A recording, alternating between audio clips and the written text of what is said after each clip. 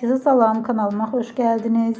Türkiye'nin tanınmış aktrisası Ebru Şahin'den yeni görüntüler geldi. Ebru Şahin birbirinden muhteşem görüntüleri sosyal medya hesabında sevenleriyle bölüştü.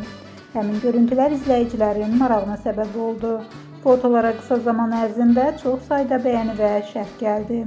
Söz gedən görüntüləri təqdim edirik.